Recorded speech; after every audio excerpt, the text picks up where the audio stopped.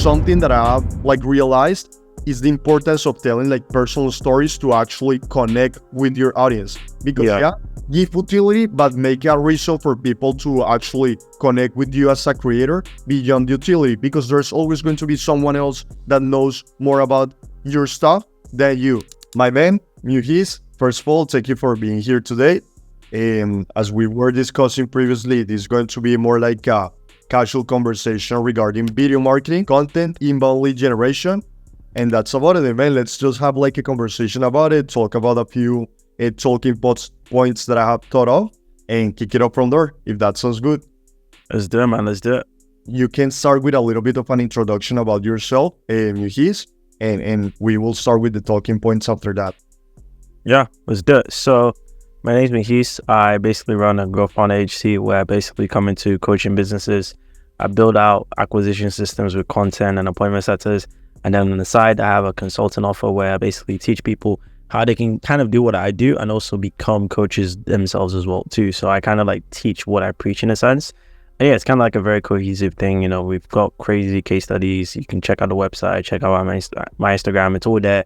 But yeah, like here we're just gonna like, you know, spit some game about like acquisition, inbound, all that type of stuff. Yes, sir. That's the plan. By the way, what is your Instagram and Twitter so that people can find you? Yeah, so my Twitter is just my full name, so Muheez Owosho, and then my Instagram is Muheez WBL. So if you check that out, there's a bunch of like client results and everything you guys can like check out, and has everything over there. So yeah. Gaudio, sounds great. As well, like me, my introduction also for the people that is the first time just looking at the channel. I am Juan, and I basically run like a YouTube organic marketing company.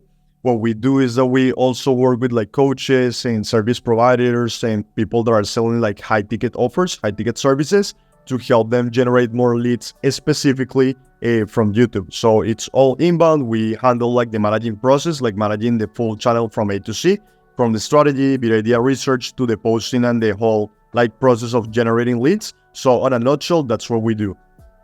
So back to the first talking point that I wanted to talk with you, my man, is regarding lead magnets. What do you think is the importance of a lead magnet in basically a content funnel or anyone that is trying to do inbound lead generation?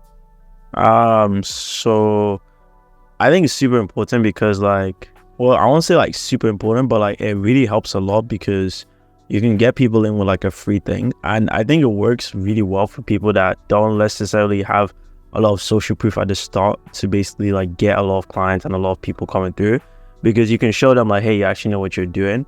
And depending on what type of funnel you're using, you can use free lead magnets to convert really well. I think what's more important is what happens after people get your free lead magnets, and once they actually get it, like what is the experience that they get? Because that's where you can actually like really create like crazy stuff, honestly. Brother, what do you mean specifically on what happens after they get the lead magnet? So for example, let's say I give someone like a free book, like let's say I have like an appointment setting service, which I kind of have. I teach people how to get like 5-10 appointments. Like I'm giving them my script, for example. If I just give them the script and nothing happens after that, then most of the time, most people would think, oh, they'll come back because I gave them value. But a lot of the times when your lead magnet solves every single problem for them, they don't really feel the need to like come back and be like, hey, like, let me buy more stuff from you. They're gonna be like, oh, thanks for this, bro. This is super helpful. Thank you, appreciate that. But it's great, but what if you want the money? You're not gonna get the money. So what you kind of have to do is you need to kind of make the magnet in such a way where it's like it solves a problem now, like a little problem, and then it basically alleviates new problems for them in the future. So for example, it kind of like edges them to like solve new problems. So for example, if I was giving away a DM script, what I would do is I'd basically tell them like, hey, it's how you should DM. But what if you're not getting qualified people booking in calls with you, or like you're not DMing qualified people at all? Well, I'm breaking it down in a different thing. And if you want me to order your process, like you can book a call here, or like you can actually like, for example, get this new thing that might be even more expensive or so, for example. That's kind of like how I would frame it. And then you can have systems in the back end to obviously just kind of like validate that process. So email stuff that goes out that resells them other stuff, text messages, YouTube stuff that gets sent out to them. It's more important to figure out what happens after, because at the end of the day, And also the lead magnet has to be good. Like it can't be like not bad. It can't be bad essentially, because it just leaves a bad taste. If someone gets something for free and it's only like 2 pages and there's no value in it, they're gonna think the rest of your stuff is just not valuable by nature, honestly. So first impressions count. So yeah. No, I totally agree. And a few things that you mentioned that I think are important is, first, I totally agree with you.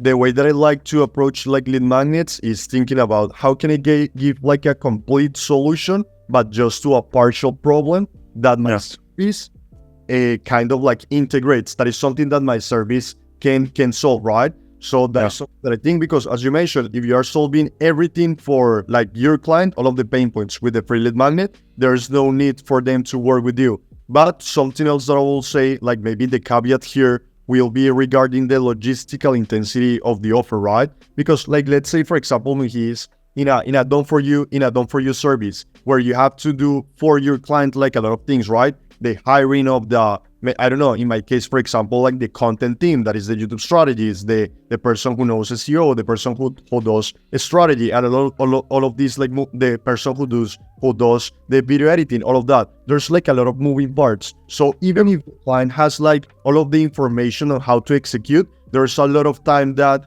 they'll have to invest to actually implement this, and a lot of clients do not have the time. So I think that is a matter of those two things as you mentioned. And yeah, regarding I don't know. So you also mentioned something regarding having like evidence and offer that and evidence and like case studies to prove that your offer actually works.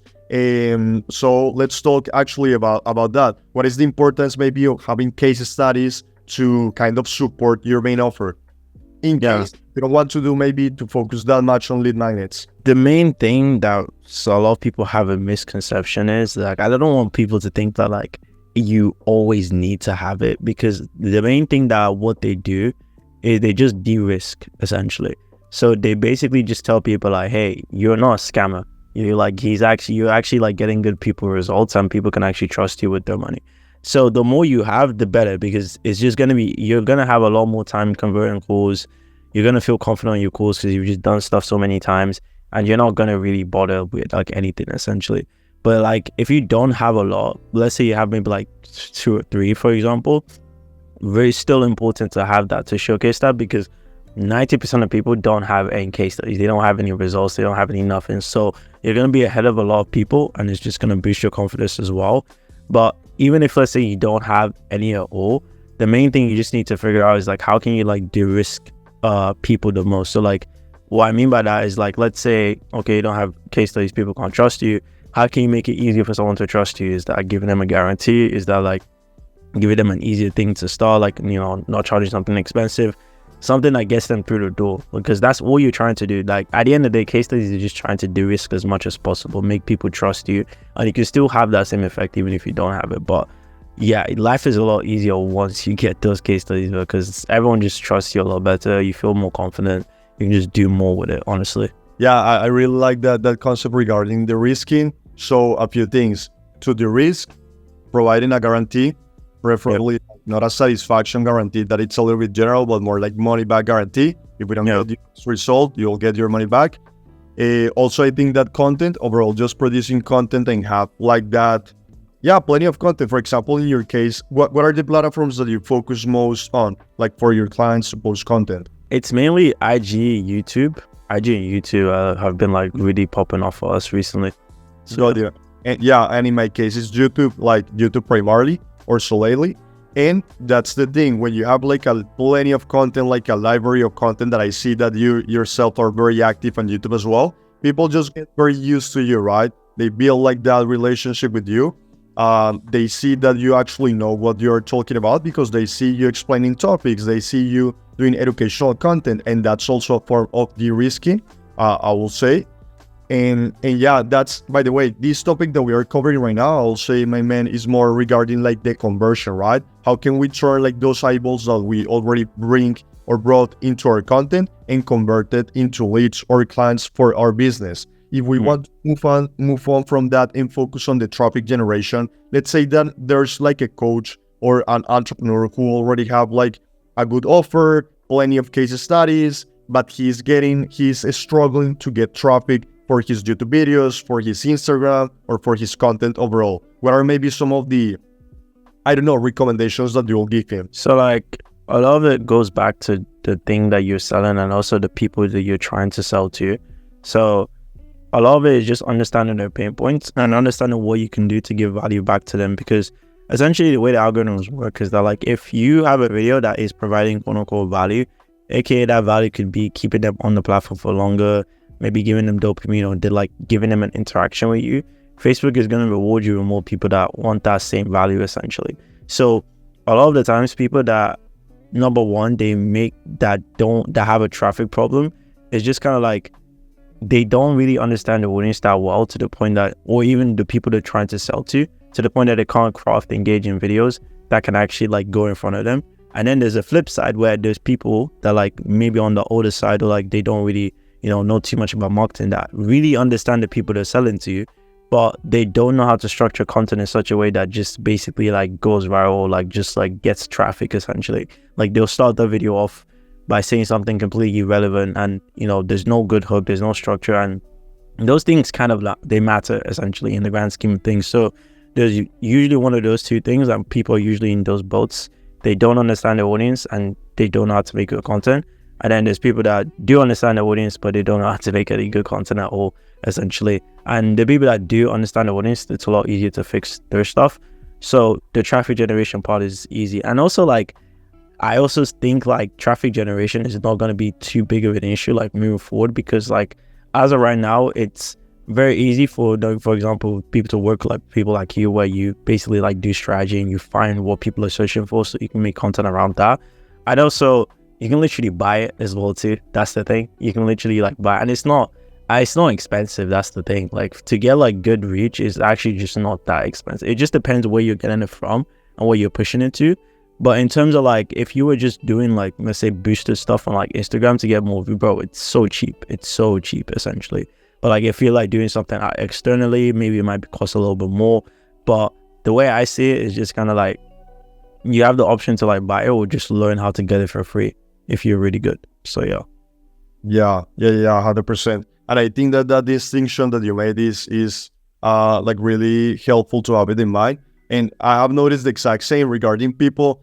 I don't know, like in our industry, man, I'm sure that you have noticed that there's like already plenty of marketers. Maybe some of the people that are our own clients are, even if you think about it, at least in my case, there are clients that I work with that they are way more knowledgeable than me in business, and specifically even in marketing, like marketing tactics, how to convert the traffic, about the case studies, how to craft a good offer, and all of that stuff. But what they maybe struggle with sometimes is the traffic component, especially if they just want to have it like from a organic perspective. Maybe not buy traffic or buy YouTube ads or buy Instagram ads, but just like have it organically. And there's also often something that I see like this. I don't know if you have noticed this. There's like this discrepancy, I will say, between what people say that they want and what they actually want. So for example, with some clients, they say, hey, I want to get to 100,000 subscribers, to 1 million subscribers. But oftentimes the videos that are required to create to get to those type of goals are don't want to do it as markets, and it's not like attracting the ICP that will actually buy their offers. So exactly. that. Yeah, I've had a lot of clients that actually do that. Like I've had this one client that she was basically saying that like, hey, like, we want to like scale up the views, and then we gave her the type of content that's gonna get quote unquote views, and she didn't want to do it. She was like, nah, this is weird, like this is too goofy, I don't want to do this type of stuff. I was like, hey, there's demand for this. We know for a fact if you made a video like this it would work, but you just don't want to do it essentially. So it's like some people, they'll want something, but like they'll always think they can do it their way specifically. But a lot of the stuff that we do, it just operates based on principles. It's like if you tell someone like, hey, there's demand here, if you made a video going over this, it would work because people are literally searching for it right now. That's the reason why it would work. And then you show it to them and they're just like, hey, I don't want to do it. And then they show you their own concept idea that no one is searching for and they want to do it. And it's like, bro, it's not going to make any sense. So yeah. Yeah, 100%. And also regarding like that topic of finding the proven concepts and proven good ideas, at this point, I think that pretty much a lot of these marketing concepts have come down to a science and to a series of principles. All of these guys, Alex Hormozy, all of these big guys have pretty like really simplified all of these concepts. And for example, something that we do with our clients for the video strategy or video research idea process is that we simply go on YouTube and see, for example, what are some other content creators in the niche of our client which have posted recently a video that have plenty of views, that have, for example, a ratio between subscribers and views way more towards the views, that give us a clue that there's like proven, that's a proven concept, right? There's an actual like starving crowd that has interest on that topic, and then we suggest those type of topics to our clients. But there are also multiple other layers that we need to have into consideration. It's not only about, hey, we create this proven video idea, but there are also other principles. For example, you were talking before, how can we structure the video in the right way? The hook, that we are doing things as basic or simple as the call to actions. Because there's this one quote that I love that says that pros never don't do the basics. And that's what I see happening with a lot of business owners that are creating content. They forget to apply the basics. And these basics are ultimately what deliver results over the long term. So yeah, it's just interesting to analyze that. Any thoughts on that? No, I completely agree 100% because like it's always the simple stuff that scales the fastest, bro, honestly. It's like a lot of the people at top, they're not doing anything complex, bro. They're really not. So yeah.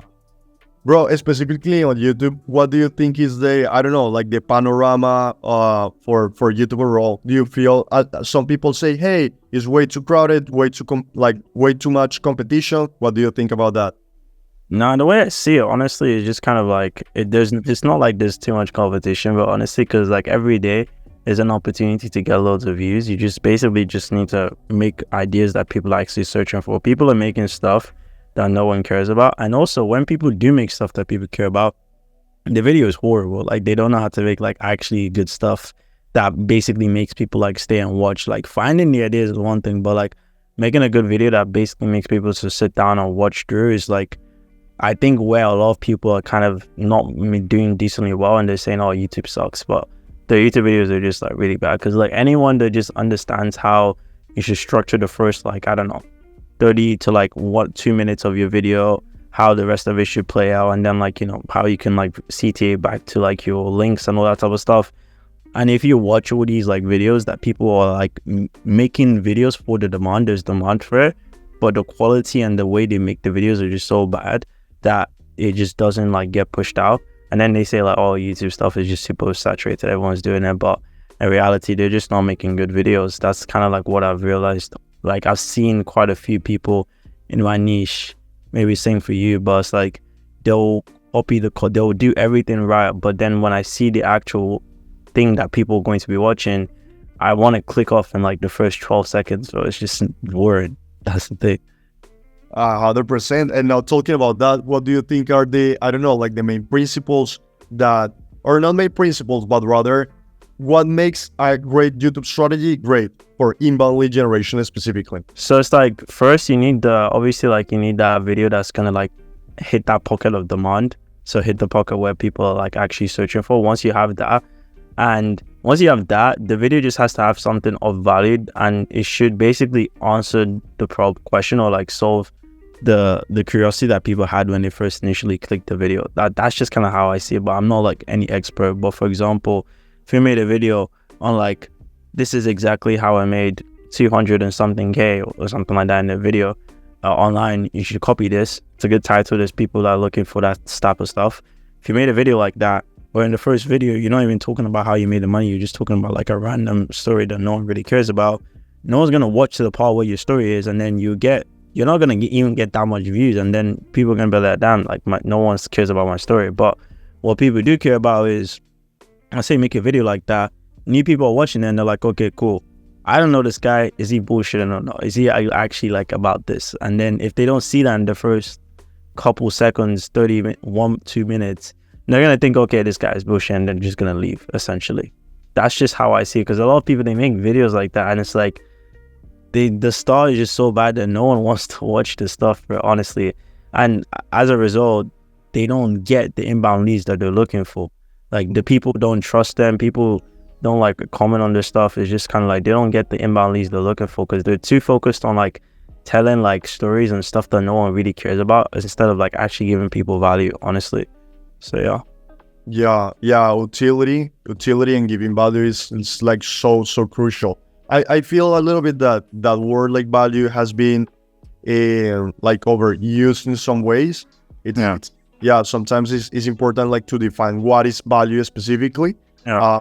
But yeah, I totally agree. By the way, regarding the YouTube script, something that I just thought about this because I recently was thinking, hey, what actually makes a good script? And this is a few things that I have like noticed overall if I analyze like patterns. First is regarding like matching the expectation between the packaging in the video. So in the like in the intro, the first things that you say to make sure that you are matching what the person that clicked on the video was expecting. Exactly. So, yeah, if you mention like something in the title, like, hey, how I made this amount of money, start by that in the intro because that's what why people click for. Also, you made a very important point, bro, and it's not only about making like this big bold claim and quote unquote offer for people to watch the whole video, but it's also providing immediate like support and evidence that you are not just talking BS, as you mentioned. Also, something very important, I don't know if you have noticed the importance of, I mean, probably, sure you do, that is regarding like constantly trying to open loops within your script. So saying things that implicitly are telling your audience to keep watching. Do you know what I mean by this? Yeah, exactly. Kind of like basically tricking them in terms of like, for example, saying like, but there was a problem. And I only realized this later on in like actually doing this offer. And then people are like, oh, blah, blah, blah. How's that type of stuff? Yeah, there's a lot of good YouTubers that do it because like I always try to be conscious sometimes. There's videos that I would watch and I would be sucked in 10 minutes and then I won't realize I watched 10 minutes. But the way that they do it, I noticed it really well in like, I don't know, those like YouTube channels that do like, is it like those automation YouTube channels? They just talk about like discovery stuff and like just things in general. They do it really well. Like sometimes like they'll be like when they're breaking out like a story or let's say like a mystery or something like that, they do it really well. So it's like if you can kind of like incorporate that into like YouTube videos as well, like our type of niche, bro, they can really slap, honestly. So yeah. Yeah, and by the way, those guys from YouTube Automation, like learning from them, well, because those guys have it very tough, right? Like running an automation channel is super difficult, and the guys that pull it off, like you can learn a ton from them. So yeah. Besides that, I would also say going back to the YouTube script, of course, like what we talk about, right? Like having the basics. So the body, making sure that you have like your call to actions. Something else that I have found that works well for our clients is to have like an end screen call to action to watch another video and just keep people binge watching your content basically. Yeah, 100%. Yeah. Actually, yeah. On the end screen, basically just telling them. I start doing that more. I keep forgetting to like do that at the end, but yeah. Yeah. By the way, bro, something that I also wanted to touch on is regarding the types of content. Because we were previously talking about, hey, we need to create videos that are going to be providing value, right? But there's also multiple layers to this, in my opinion. Because have you seen, for example, those guys that have 100,000, 1 million subscribers, but when you see the engagement in terms of like the views or even like the quality, like researching the qualitative data, so like to say basically the comments, you can tell that the audience is not really engaged into that content creator. Something that I have like realized is the importance of telling like personal stories to actually connect with your audience. Because give utility, but make a reason for people to actually connect with you as a creator beyond utility, because there's always going to be someone else that knows more about your stuff than you. What are your thoughts on that? On telling stories, basically? No, they're good because like it lets people connect to you on a personal level. And a lot of the times, if like you don't have what's it called? If you don't have like a lot of, let's say, like value or stuff to show for, people will like listen to your stories and they'll like actually connect with you in a good way, because people love listening to stories. That's the thing. Like if it's about yourself, if it's about like other people love listening to stories as long as they're engaging, honestly. So yeah, that's definitely something I've been trying to do more, because I see it just work well anytime I just talk about stories of myself. So yeah. What are the, I don't know, what is the criteria? Let me actually rephrase that question. Usually from the clients that, I don't know, based on your experience and with the clients that you work with, what are the type of clients that get the best results with inbound lead generation and content overall? So a lot of the times it's when they have an offer that kind of like appeals to the masses, specifically an offer that appeals to the masses, and like they actually have something good to offer. That's what I've really noticed. And by good, I mean like by good, when I say good, like the context, because it gets thrown around, is basically it solves people's problems. Basically, that's kind of like what I mean by good. So like the thing they're selling actually solves people's problems, and they're doing it to the masses, so it can appeal to 90% of the people that would be watching the actual video. Essentially, there's some people that like would have something, but it would only appeal to like 20% or like 10% of the people that actually watch it. So they don't tend to get a lot of inbounds, but the inbounds that they do get, they tend to be a lot more quality. But the people that end up getting like the most inbounds and just quite a lot, and also decent quality as well too, are people that like sell to the masses. Well, not like huge masses, but they sell to a huge type of people, and they solve a bigger problem with the offer, and they actually are really good at it, honestly. So yeah, I got you. And also, like maybe a kind of follow-up question on this is, do you think that basically, quote unquote, everyone that is in the B2B space selling something with high margins should be creating content? Let's say someone that is already doing very like 7 figures, potentially 8 figures via paid ads, and those type of guys, sometimes if they have never tried content, they are like, yeah, building a personal brand is just like something for the future, you know? They don't like, they kind of procrastinate on that thought. What are your thoughts on that type of people, or what is your analysis on the situation? Should they be doing inbound right now in content? So what's funny is that like with those people, like even when they do ads, like even the people that run ads tell you good organic content is going to help your ads perform even better. That's the thing, because like people actually search up your stuff, and like if let's say like they don't see anything when they search up your stuff, when they see your ad, it's just not going to be like a good look at it, essentially. And good inbound content, you retarget that list, you can, you know, basically like build a mode that doesn't rely on ads as well too, and you can do so much stuff, and it doesn't take that long, because like even if you have the money to run ads, you can use some of that money to just help your content stuff grow even faster. Essentially, like you can put money into YouTube ads, put money into IG ads, funnel that into YouTube as well too, and you're chilling, honestly. But a lot of people don't want to do it because they feel like the time it takes to do it, and it's just not going to be worth it. And a lot of people just feel like, oh, it's just going to be useless because paid ads is the way to scale. But the people that even crush it the most with paid ads, honestly, like if you see guys like Charlie Moving and like, for example, people that just start paid ads out of nowhere, they have a good foundation of organic content. And that's the reason why their stuff just works really well, because they have so much data on what works and what doesn't work. So when they do put money on ads, it's just like a lever that they can just keep pulling when they want to pull.